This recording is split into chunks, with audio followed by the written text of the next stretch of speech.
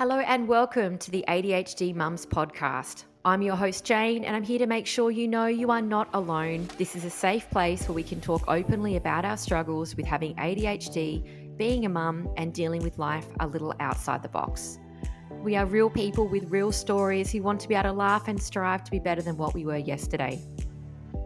My name is Jane McFadden and I'm a 36-year-old mum of 3 who was diagnosed with ADHD a little over a year ago.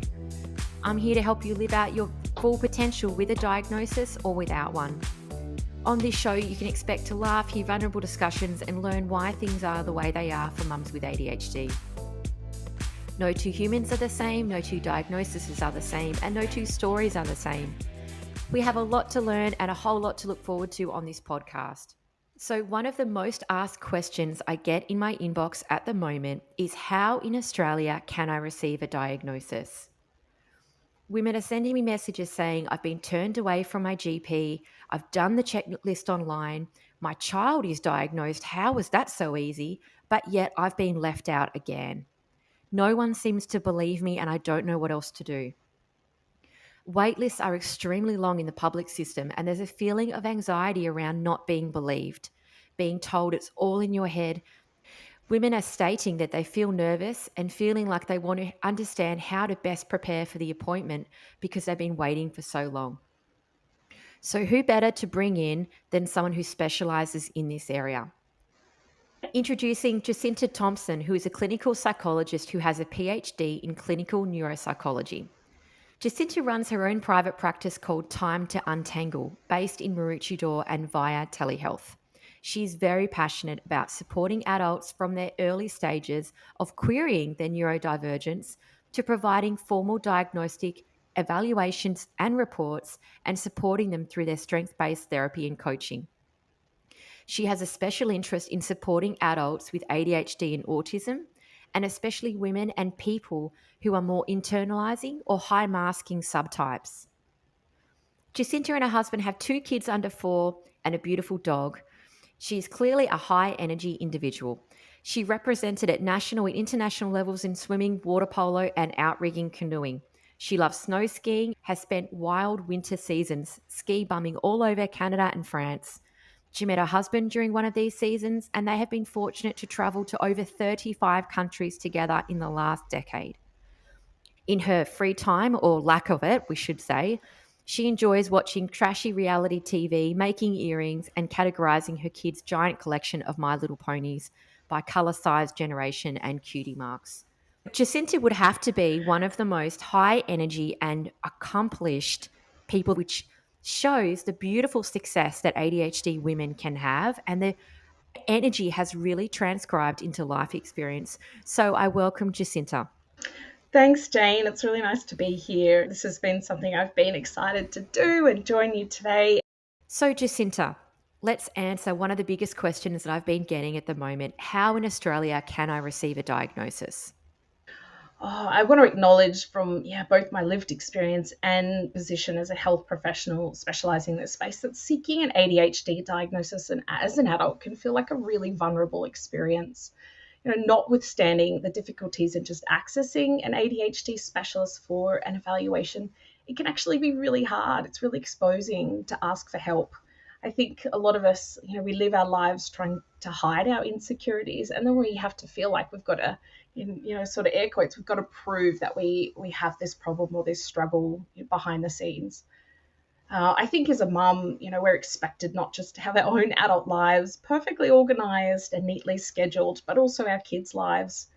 I think at least in my family, if we get, invited somewhere or if there's, like a holiday we want to plan for, my husband always deflects the decisions and the planning to me.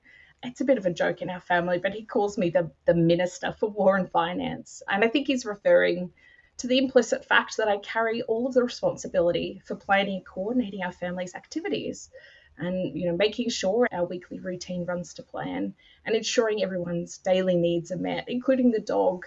He will help in any way that I ask him, but I think again it's sort of like this cultural expectation that mums carry that load, and that's really hard, especially for an ADHD mum.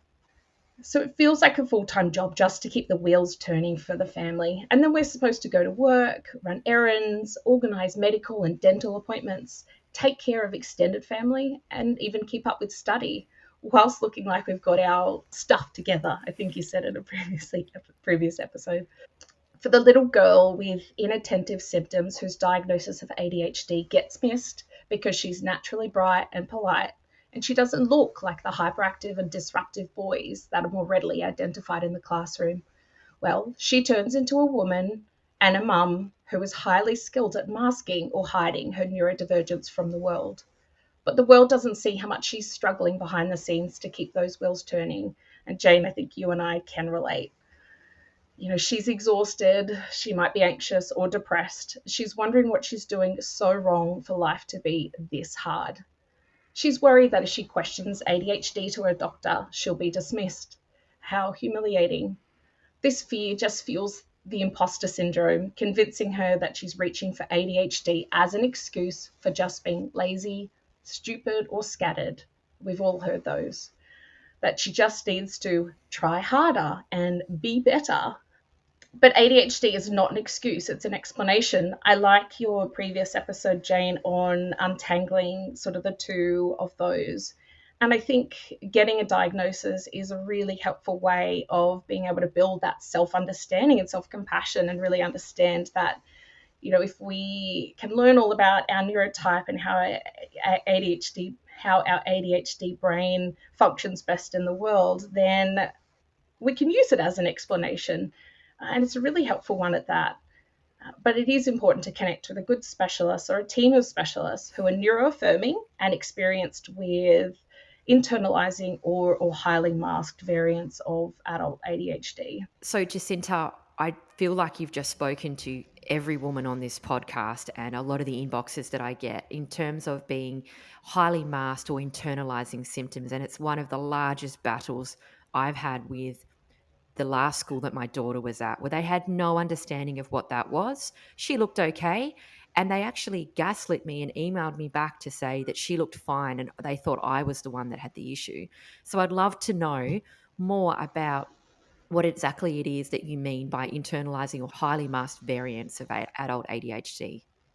Yeah, that's a great question. I think one of the problems with our medicalized and pathologized model of diagnosing ADHD, which comes from the DSM or the Diagnostic and Statistical Manual of Mental Disorders, the way that we diagnose ADHD is really via looking for behavioral markers of impairments, and those impairments that might be the result of problems with regulating attention, energy, motivation, and so forth.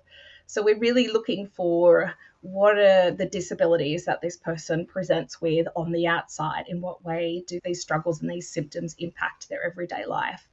Now, that's all well and good for sort of catching and diagnosing and supporting people who might be running all over the room, unable to sit at their office desk, or in kids, that's those stereotypical little boys who are disrupting their classmates and sort of can't finish their homework and so forth. But for people with primarily inattentive symptoms, or even those who compensate for their ADHD traits through either strong intelligence or really sophisticated coping mechanisms or compensatory strategies, often their sort of outward performance or their behavior doesn't differ too much from neurotypicals. So an example of a masking strategy for me in my life is a really, really rigid and strong reliance on those reminders in my phone calendar system. And again, you've talked about this in a previous episode, Jane, can definitely relate to everything needs to be in that organizational system for me to remember it. If it's not in there, it's like it doesn't exist, and it definitely won't happen. Because I use that strategy in terms of the calendar and the reminder system really rigidly, really consistently, it works really well for me. So from an outsider's perspective, they might not actually see how hard it is for me to remember all the things that I need to do. They don't know all that effort I put into using that organizational strategy in my everyday life to keep the wheels turning. So from that outsider's point of view, I don't look or perform particularly different from what we might expect neurotypicals to. But behind the scenes, there are a lot of effortful and cognitively and emotionally taxing strategies that I need to have in place really consistently to do the things that I want to do. I just love what you said there, because I think for me, one of the best luck things that have happened to me was when I went and saw that psychologist, and he identified that I was using a lot of prompting. Because when we went through the questionnaire, I said to him, "Oh no, I'm always here on time. Oh no, I'm highly efficient." But it was only because he'd seen the notes in my phone that I wrote down that he could see the complex system. And it was only because he would see the reminders popping up constantly in the sessions. He'd be like, "What's going on with your phone?" But I actually didn't realize, because I'd been doing that for my entire life in various, your school diary, I'd have complex systems, but I always came off looking efficient. And I think actually seeing what it takes for someone to achieve these normal, and I hate using the normal word, but I have to use it again, these normal things like turning up to an appointment, that's such a difficult thing to diagnose, to really see that. And that's why I think it's important, if you're looking for a diagnosis, to try and connect with a psychologist or a psychiatrist who is aware of these or hidden or highly masked characteristics of ADHD. One of the ways that I try to assess for these internalizing characteristics is to ask the questions in the form of, if you weren't able to use this complex system or organizational strategy, what would your life look like? Would you be able to remember those things in your own working memory without any prompts, without any help, without any reminders? It's sort of like a house of cards, I think, for ADHDers and particularly ADHD mums. Everything is really delicately stacked on organizational strategy and memory cue and prompting and reminders. Everything is really contingent upon those tools working in the way that you need them to. And as soon as one thing sort of falls apart, then we often see this big collapse. Those wheels fall off, not just for the person themselves, but if they're responsible for, like me, apparently the Minister of War and Finance for the family, then everything, is really impacted for the other people in my household. So really important that if you're looking at it, getting an assessment, that someone's trying to look beneath just that external presentation, which might be someone who, in inverted commas, looks like they've got their life together really, really neatly and really efficiently. But actually there is so much work and effort and exhaustion that goes into keeping that house of cards together. Yeah, absolutely. And then that goes back to the misdiagnosis of depression, anxiety, and all of, I had a bit of a joke with Lucy, who we did hyperfocus on, about how I could see how she would have possibly, and not that she was, been diagnosed with bipolar, like a manic episode, because she was so hyper focused on building her business. So, Jacinta, if someone was listening to this podcast and they were like, "I'm just identifying really hard with everything that Jacinta and Jane are talking about," what are the current pathways in Australia to get a diagnosis? This can be tricky. We have arguably one of the best healthcare systems in the developed world, yet there are still some serious accessibility problems. In Australia, there aren't really any public options for adults looking to pursue a diagnostic evaluation for ADHD. So, long story short is that you're probably going to have to pay, and it's not cheap. A good place to start is connecting with a clinical psychologist who has experience in this space, and especially experience with, like we said, those internalizing or more highly masked characteristics of ADHD. You don't actually need a GP referral to see a psychologist for an assessment. You can actually self-refer. So just do some Googling and reach out and get a sense of who's in your area if you want a face-to-face appointment, or if you're happy to do telehealth, then obviously there's lots more options available to you. So you don't need that GP referral because Medicare rebates don't apply for a diagnostic assessment of ADHD. If money is your biggest barrier to an assessment, then I recommend reaching out to your nearest university and seeing if they have a psychology clinic run by master's students that offer discounted cognitive testing. Some private practices will have more cost-effective rates if you're happy to go through the process with a provisional psychologist, which is someone who is completing their final stages of tertiary qualification, and they'll always be overseen by an experienced psychologist. If your primary goal is to try medication to see if that helps with your ADHD symptoms, then I suggest you speak with your GP and ask for a referral to a psychiatrist. In Australia, you will need a psychiatrist or a pediatrician if you're a younger adult or adolescent. A psychiatrist or a pediatrician need to initiate your first prescription, as psychostimulants are highly controlled substances. Okay, excellent, Jacinta. I think that's great information.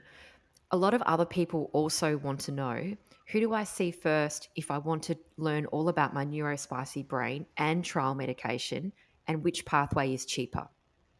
In my experience, adults in the community are waiting about 6 to 12 months, sometimes longer, for an appointment with a psychiatrist. The wait lists are huge, and it can be tricky to actually find a psychiatrist who even has open books. So be prepared to call around, and you might need to join a few psychiatrists waiting lists just to see who calls you up first. So some psychiatrists will meet you for that first intake appointment, and they will do their own diagnostic evaluation with you over a few sessions before they clarify that diagnosis and start a medication trial. To see a psychiatrist, you're looking at around $500 to $700 per appointment, or although you'll get some rebate back from Medicare with a GP referral. And if you've already reached your Medicare safety net for the year, then those rebates will be higher. The problem is that most psychiatrists don't have time to do these comprehensive evaluations, so they might meet you for that first session and then refer you to go and see a psychologist like myself for a diagnostic evaluation and report. The lead time for an ADHD assessment with a clinical psychologist is roughly 3 to 6 months at the moment, and these evaluations, they generally cost between about $1,500 and $2,500. So to avoid having to go back and forth between the two professionals, I usually recommend that people book themselves in with a psychologist to go through that diagnostic assessment and report process. And then in the meantime, speak with their GP about getting a referral to a psychiatrist as well. Then, whilst you're waiting for the psychiatrist appointment, you'll hopefully get to go through that affirming assessment and learn all about the nuances of your neurospicy brain and what it needs to function at its best. So then you should be ready with the report by the time that psychiatrist appointment rolls around. I know for my clients who take my reports to their psychiatrists, the specialists are usually confident with my diagnosis and happy to press on with a medication trial if that is indicated. All going well, your psychiatrist will probably want to see newly diagnosed ADHDers for at least 2 or 3 more sessions to monitor your response to medication and fine-tune the dosage. Usually these review sessions are a little bit cheaper than the first session or the assessment sessions that a psychiatrist might charge for. Once a psychiatrist is happy with your response to medication, they will typically then refer you back to the GP for the GP to continue with prescribing the medication for you. There are some telepsychiatric clinics that offer online ADHD assessments. You can do some Googling to see what's out there, and I noticed that some of them say they have availability within 6 weeks. I can't vouch for how neuroaffirming these psychiatrists are, but if you want the quickest path possible, then maybe speak with your GP about getting a referral to a telehealth psychiatrist, but just double check. There are some different state-based rules and regulations about whether a psychiatrist who is based in a different state in Australia can prescribe you psychostimulant medication. So that's probably a conversation that's best to nut out with your GP, or you can even call the admin of the telepsychiatrist practice and see if they can give you some more direction.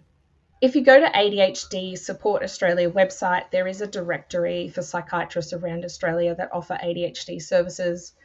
Again, I can't guarantee they're all neuroaffirming and experience with internalizing subtypes, but just do your research, even ask around. There are quite a few online communities. It's always good to get a word of mouth or a personal recommendation if you can. Excellent. I think you've made some great Great. points there, Jacinta, particularly around, you said similar to what my psychologist said. He said, there's two ways to do it, because we just did a very short questionnaire. And he said you can either go to someone in person and have a full assessment and, do everything completely correctly and get it all written down. They check your background, they check your school reports.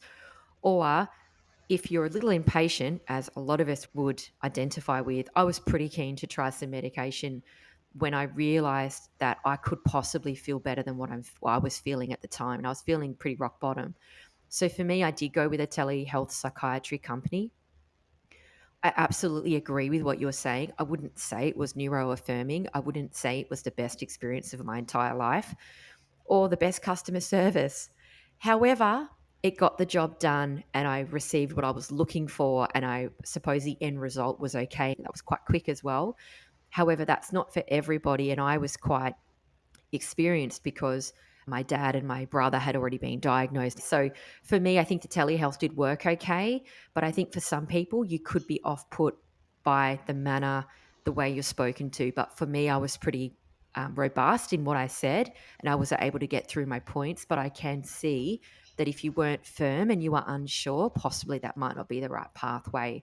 So I do think that's an important point to mention, and seeing a clinical psychologist to really go through what you're using as prompts, if you're masking, and really look at the way you're behaving and what traits you can change, what structures you can put behind yourself.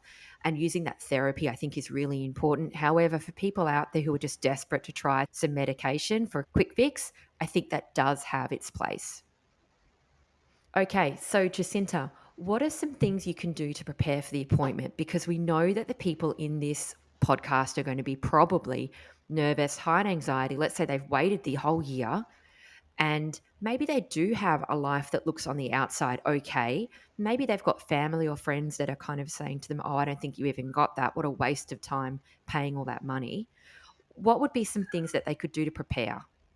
It's a great point, and I think this comes back to that imposter syndrome where, a lot of mums or even adults that come to see me for an assessment, they often come in almost embarrassed or sort of sheepish with having done their own research and even having some documentation put together on how they identify with ADHD characteristics and even masking sort of traits.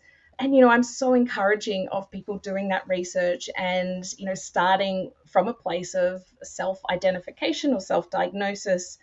It's really important that people build their self-understanding and advocate for themselves, right? It takes, like you say, it takes a robustness to step into such a vulnerable arena to pursue a formalized diagnosis. So I think do some research. If it starts with TikTok videos and following Instagram accounts, and then it's YouTube videos and it's books and it's other podcasts, so it's this podcast, and you're starting to think more and more, this describes me, and maybe I do need some more help. Maybe I do need to formalize my thoughts and formalize this diagnosis and talk to someone who really knows how I can sort of improve my functioning with living with ADHD. So I think do your research, do some online quizzes. There's a great website called Embrace Autism, and that's got some useful free questionnaires where you can rate your ADHD like symptoms and other neurodivergent characteristics. Keep a diary or a logbook, document some thoughts on where, when, and how you think you're being impacted by undiagnosed ADHD. This is really helpful information as part of getting a formal diagnosis, is being able to show how the symptoms impact you in more than one area of your life. So this could be at work, as a member of your kids' school P&C, in your studies, playing team sports, in your marriage as a parent. I would probably tick all of those all of those domains. If you can track down some old school reports, that's useful for your diagnostician to see if there's evidence of ADHD traits in childhood, although that's not completely necessary for a diagnosis. If you have a GP who's willing to support your diagnostic journey, then be expected to run a few tests to rule out other medical explanations for ADHD like symptoms. This might involve evaluating your hearing, sleep patterns, and looking for nutritional deficiencies or autoimmune problems. You might be asked to do a drug screen by providing a urine sample and an ECG to check your heart health.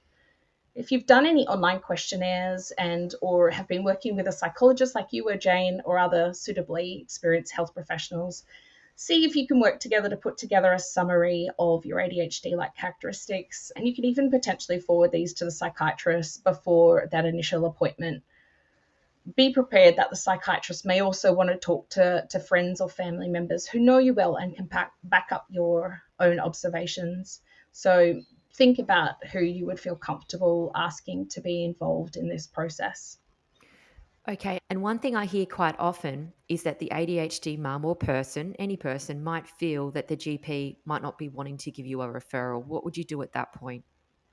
If your primary aim is to go through that diagnostic evaluation and formalize a self diagnosis, then you don't actually need to go through your GP. You don't need a referral. So if you just want to learn about whether that diagnosis fits for you and learn all about, how your brain works, then you can self refer for an assessment with a psychologist. If you don't have access to changing GPs in your local area, and again, there might be accessibility limitations where you live, then see if you can find a GP via telehealth who might be able to support this process and not be such a gatekeeper. If you go through the pathway of getting a diagnostic assessment and report from a psychologist, then really there shouldn't be any issues with the GP reading this report and following the recommendations to then link in with a psychiatrist. Jacinta, I love what you're talking about in regards to really seeing yourself, going to a psychologist that's neuroaffirming, and really going through your life and some of your ADHD like characteristics and putting together that summary. What I spoke about last episode was taking your power back and starting to really to get a handle on your ADHD, how it impacts your life, and what you can set up structuralized to improve your symptoms and improve your life. One thing that I do see, and I have a little bit of this in my ADHD mums inbox, is I get a few mums that will say things like, look, my kids have been diagnosed and I've just been, kind of taking the Ritalin. I'm pretty sure that I've got it. I've done the symptoms, but I don't know how to get seen and I'm just not going to bother at this point because, I can get medicated through my children's medication. And that's not something I would ever approve or think is positive, right? However, one thing that I think that you have really stated well is that if you go through a clinical psychologist and you go through your own traits, how you've masked, you will actually get a better handle on your life in terms of being able to set up those structures, do the therapies, look at how it's impacted you and start to really accept your diagnosis because it's not just about getting medication from a psychiatrist. So I do think that's a really good point because if I was just taking medication and not doing anything else, I know that I wouldn't be in the place that I am where I think that I've got the most handle on it. However, in saying that, I still obviously have got lots to improve on, as we all do. But I think there's some real power in getting your own diagnosis, being seen, and really creating a summary of your own characteristics. Jacinta, did you have anything extra to add in regards to ADHD mums using their kids' medication but not necessarily seeking their own diagnosis? I think that's really dangerous territory because whoever's prescribing that medication for the child, whether that's the pediatrician or their GP or a child psychiatrist, they're actually monitoring those prescriptions and the usage very closely. So if you start taking that medication or even by accident and it works and you keep going, then you're running into sort of problems that may affect the prescribing rights for your child. The other thing is that taking medication without a formalized diagnosis and that psychoeducation, someone hopefully goes through in learning all about their ADHD neurotype with their health professional. It's really important to keep expectations in check because taking psychostimulant medication can sometimes make a really big difference, and that's amazing if it does. But what people do when they're not really prepared or set up those sort of structures and strategies to cope with a change in functioning, is that they will all of a sudden sort of lift the bar in terms of what they set themselves up to achieve in their everyday life, or sort of take on bigger and more diverse goals and interests. Now, ADHD is not a disorder of ability. It's not a deficit of intelligence. It's actually a disorder of performance. So that means that we have trouble performing to the best of our ability or the best of our potential because our executive functioning is having a really hard time coping in this neurotypical world. So if someone takes ADHD medication and all of a sudden that feels like it increases their performance, what they will then do often is, like I said, set the bar higher. So rather than sort of closing this gap between how they're performing and what their ability actually is, they sort of raise those two lines. So the discrepancy persists, and they continue to be just as frustrated, just as burnt out, just as exhausted as ever. So getting a formal diagnosis and really working through that, building that map or that understanding of your brain, building in those structures and accommodations is really critical in conjunction to trialing medication. Yeah, great. It's kind of similar to that example I use when you talk about the duck on the water and then their legs are going fast. I would imagine that their legs are just going faster, not necessarily in terms of that they're swimming better. Their legs are just going faster and faster and faster, which seems terrifying to me, to be honest. So for this episode, I think we're going to conclude here. This is the first part in a 2-part series on diagnosis. You can understand we never do diagnosis in one 25-minute episode. So let's break and we'll come back with part 2 in just a moment.